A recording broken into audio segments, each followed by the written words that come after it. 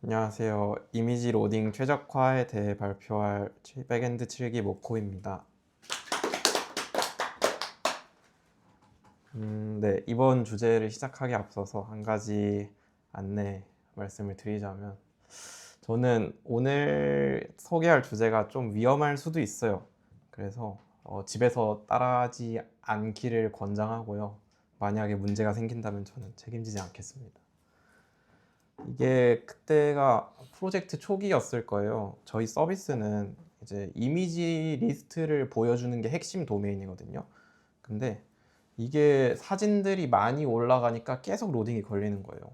그래서 이게 왜 로딩이 오래 걸리지 하고 생각을 해보니까 페이지 하나에 이미지 30장씩을 보여주는데 사진 한 장당 보통 2메가 정도 한단 말이에요. 그러면 한 페이지 보여줄 때마다 60메가를 다운받아야 되는 거죠. 그러면 당연히 느릴 수밖에 없겠죠.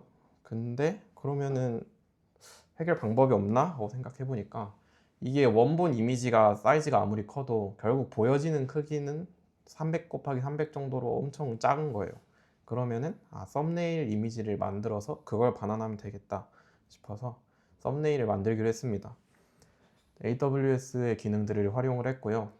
먼저 람다가 이제 S3 버킷을 바라보게 트리거를 걸어놨습니다. 이제 만약에 사용자가 저희 S3에 이미지를 업로드하게 되면 람다가 그 업로드된 이미지를 파악해서 그 이미지를 가져오고 리사이징을 한 다음 썸네일을 만들어서 다시 S3에 업로드를 해주는 방식으로 구현을 했습니다. 네, 실제로 이렇게 구현을 한 모습이고요.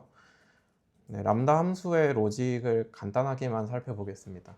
이미지가 올라왔을 때 800 사이즈의 웹P 파일로 변환을 해서 저장을 하고요.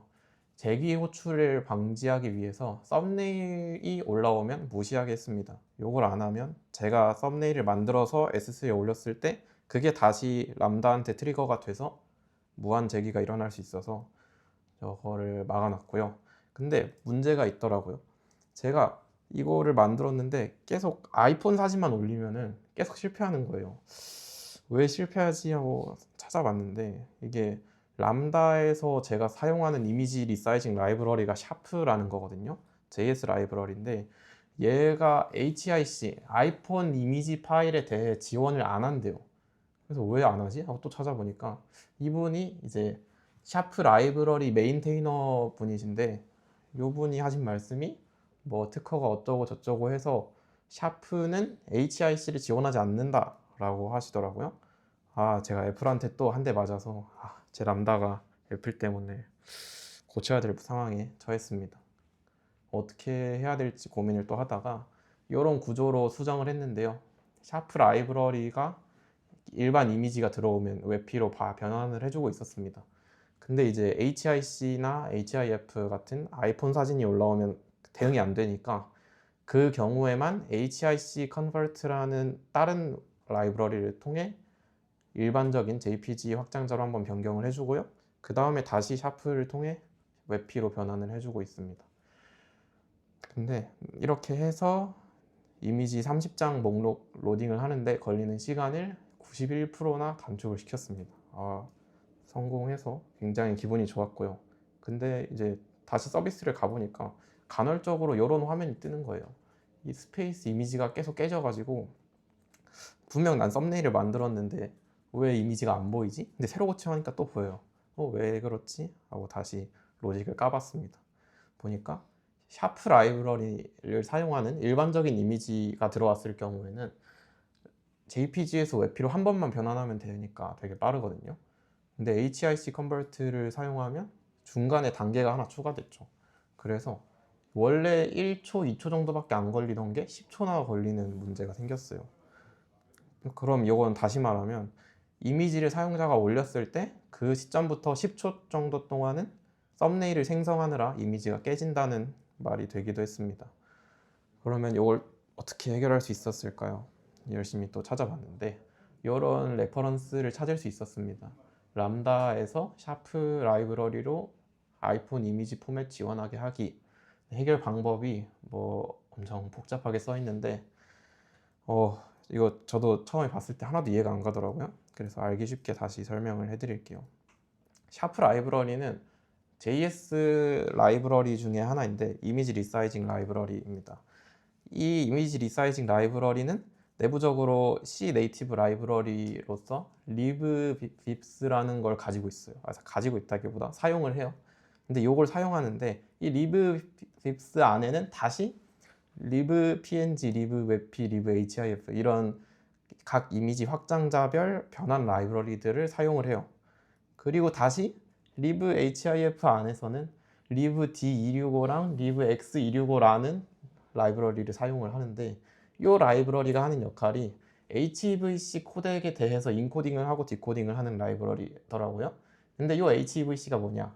애플 비디오 코덱이 2017년부터 우리 HEVC 코덱 쓰겠다 하면서 그때부터 이미지 확장자가 HIC, HIF로 바뀌었을 거예요.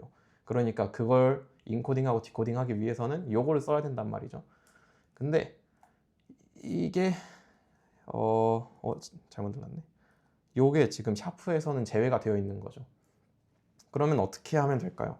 저는 HEVC 디코딩을 해야 HIF, HIC 파일을 이제 다른 웹피로 한 번에 변환할 수 있잖아요. 그래서 HIF에 대해서 디코딩을 지원하도록 만들기 위해서 libd265 라이브러리에 대해서 자체 빌드를 적용을 하기로 했습니다. 얘가 HEVC 코덱에 대한 디코더 라이브러리이고요. 오픈소스입니다. 그러면 이걸 어떻게 하면 제 자체 빌드를 샤프한테 먹일 수 있을까요? 저는 여기에 도커를 사용을 해봤습니다. 먼저 libd265를 직접 빌드를 하고요. 이걸 적용한 그 앞에 있는 HIF, libhif를 다시 빌드하고 다시 그걸 적용한 libvips를 빌드하고 다시 그걸 적용할 수 있는 샤프 라이브러리를 사용하도록 만들었습니다. 되게 복잡한데요. 여기서는 바이브 코딩을 좀 많이 했습니다. 도커 파일을 통해서 라이브러리를 만들었는데 간단하게 핵심 과정만 설명을 드릴게요. libd265 소스 코드를 다운로드 받고 빌드 설정을 한 다음 컴파일을 해서 설치를 했습니다. 그리고 요게 있는 환경에서 다시 libhif 소스를 다운받고 컴파일을 했고요. 다시 그게 있는 환경에서 libvips를 설치하고 소스 코드를 다운받아서 HIF 지원을 활성화해주고 컴파일을 했습니다. 이렇게 하면은 제가 3개를 갖고 왔죠. 지금까지 libdcoder, libhif, libvips 요것들을 전부 다 모아서 한 곳의 디렉토리로 옮겨요. 그리고 요거를 샤프 라이브러리가 사용하게 만들면 되는데요. 지금 요게 이제 내보내기에 해서 하나의 레이어로서 사용을 할 거고요. 그게 깔린 위에서 다시 한번 사용하기 위한 샤프를 만들었습니다. 샤프는 그냥 설치를 바로 하고 샤프 안에 번들로 libvips스 라이브러리가 들어있어요. 근데 요게 이제 그 메인테이너 분이 말씀하신 것처럼 HEVC 코덱에 대한 지원을 제거한 버전의 번들이란 말이에요. 그래서 요 번들을 지워버리고 제가 만든 번들을 사용하게 유도해야 되는 거죠. 그래서 제가 아까 libvips스 레이어를 만들었다고 했고 방금 샤프 레이어를 만들었어요. 그러면 람다 레이어로 첫 번째로 HIF, libvips스 레이어를 만들고 추가하고 그 다음에 샤프 레이어를 추가를 했습니다. 이렇게 만들면 이 람다는 이제 어떻게 도냐면 제일 먼저 libvips스 레이어가 동작되고 그 다음에 그 위에 샤프 레이어가 올라가요. 그리고 마지막으로 제 람다 코드가 실행이 되거든요. 그래서 libvips가 있는 위에서 샤프 레이어가 도니까 샤프 레이어는 제가 설치해 놓은 libvips를 바라볼 수 있게 되는 거예요. 그리고 이걸 위해서 샤프 라이브러리가 libvips를 바라보도록 환경 변수도 설정을 해줬고요. 그리고 그 위에서 다시 제 코드가 실행이 되니까 제 코드가 사용하는 샤프 라이브러리는 제가 조작해 놓은 libvips스 번들을 사용할 수 있게 돼서 HEIC, HIF를 지원할 수 있게 되는 겁니다. 네, 이렇게 하니까 결과적으로 이제 시간이 7.3초 걸리던 게 4초 만에 끝나도록 성능이 개선이 됐습니다. 네, 여기까지가 제 발표 내용이었고요. 제가 사실 지금까지 숨기고 있었던 내용이 있는데요. 제가 엄청 열심히 도커 레이어를 만들어서 구축을 했잖아요. 근데 사실 이거 이미 누가 만들어 놓은 게 있었어요. 당장 제가 이거 스샷 딸 때만 해도 릴리즈 보면 9시간 전에 릴리즈가 돼 있었거든요. 그래서 제가 굳이 여러분은 힘들게 하나하나 빌드하지 않고도 저런 다른 분들이 만들어 놓은 라이브러리를 가져다 사용하셔도 됩니다. 근데 잘 돌아간다는 확신도 없고요. 요거를 사용을 할 수 있는데요. 사실 어떻게 보면 오늘 제 발표에서 가장 중요한 부분이 요거예요. 제가 처음에 말씀드렸잖아요. 이 제 발표를 따라 하시면 문제가 생길 수 있다. 혹시 제가 발표하는 내용 중에서 이것 좀 이상한데? 미심쩍은데 싶은 부분이 없었나요? 너무 그냥 술술 흘러가 버린 것 같잖아요. 중간에 뭔가 하나 이거 뭔가 문제 될 것 같은데 싶은 게 있었어요. 응답 시간은 아니죠? 아니요. 제 성능에 대한 이야기가 아니에요. 뭐 원래 사용하도록 한 게 있었는데 음, 그걸 사용하지 않게 하고 그쵸. 내 걸 쓰게 한 거. 맞아요. 왜 샤프 라이브러리는 아이폰에 대한 코덱을 지원하지 않도록 막아놨을까요? 저는 그걸 뚫고 써버렸잖아요. 그게 발표 내용 중에 쓱 하고 나왔었거든요. 특허 때문에. 네, 네, 맞아요. 특허 때문이에요. 이게 굉장히 중요한 문제거든요. 요거는 엔간하면 따라하지 않는 걸 권장을 드리는데 아마 모르는 분들도 많을 거고 알면서도 그냥 사용하시는 분들도 많을 거예요. 샤프 라이브러리가 HEVC 코덱에 대한 지원을 막은 이유는 사용자를 자기네가 좋으려고 한 게 아니라 사용자를 HEVC 특허 침해로부터 보호하기 위해서였어요. 저희가 그 HEVC 코덱에 대한 인코딩, 디코딩을 해버리면 그거는 HEVC 특허 위반이거든요. 그래서 저희가 엄청 비싼 거금을 내서 이제 위약금 물어내야 될 수 있는데 그거를 막기 위해서 샤프 라이브러리에서는 일부러 HEVC를 막아놓은 거죠. 근데 샤프 HEVC 같은 경우는 사실 리브 D265, 리브 X265가 아까 제가 보면 아시겠지만 GitHub에서 다운받았잖아요. 그게 다 오픈소스로 열려 있어서 그냥 그거 다운받고 제가 빌드해서 쓰면 디코딩도 되고 인코딩도 된단 말이에요. 근데 그 라이브러리가 올라가 있는 것까지는 괜찮은데, 그러니까 정확히 말하면 이게 코드가 오픈소스가 GitHub에 올라가 있는 건 괜찮아요. 근데 제가 그걸 가져와서 빌드해서 쓰면 괜찮아요. 근데 그거를 배포하면 안 돼요. 배포하면 다른 사람이 쓸 수 있게 되잖아요. 그때부터는 특허 위험에 노출이 될 수 있거든요. 상업적인 용도도 안 되고 비상업적인 용도로도 배포하면 안 돼요. 그래서 요거를 사용하려면 특허풀이라는 곳이랑 계약을 해야 되거든요. 근데 그 비용이 진짜 비싸서 여기 위에 보시면은 제가 요 윈도우 뮤직 플레이어, 비디오 플레이어에서는 HEVC 비디오를 지원하려면 1,200원을 내라고 써 있죠. 이게 HEVC를 사용하려면 기기마다 비용을 부과해야 되는데 그게 1,200원이면 한 명당 1,200원이면 이제 구글이나 애플 같은 데는 사용자 기기가 막 수억 개 되잖아요. 그럼 이제 그분들은 매년 수조 원씩 지불을 하고 있을 수 있어요. 엄청 비싼데 저희가 그런 막대한 돈을 들일 정도로 이거를 사용해야 하냐 하면 그건 아니잖아요. 그러면 어떻게 하면은 이걸 할 수 있을까? HVC를 지원하려면 우리는 어떻게 해야 하나 하고 보면요. 브라우저에서도 HVC 변환이 가능해요.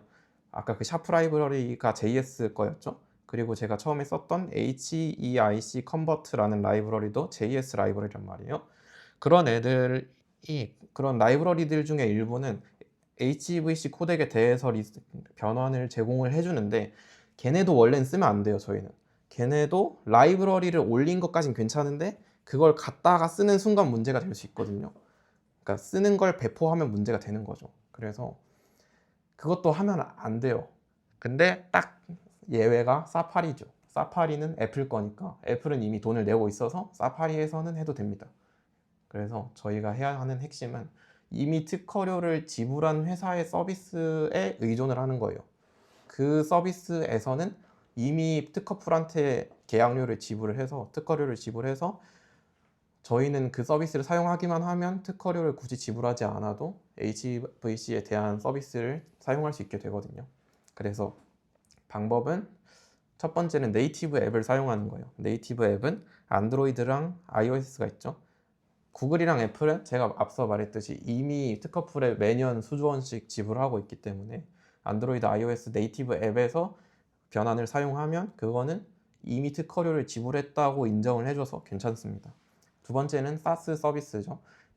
SAS 서비스 같은 경우는 찾아보면 되게 많이 있을 거예요. 이미지 변환에 대한 기능을 제공해주는 소프트웨어 서비스가 많이 있는데 그런 곳을 통해서 HEVC 코덱에 관한 작업을 수행하면 괜찮습니다.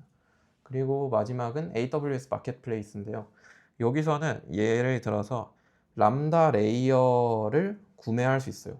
그러면 그 람다 레이어를 만든 쪽에서는 이미 특허풀에 요금을 지불했기 때문에 저희는 요 마켓플레이스에서 이 람다 레이어를 구매하면 그걸 저희 람다에 꽂아서 HVC 코덱 변환을 사용할 수 있게 되는 거죠.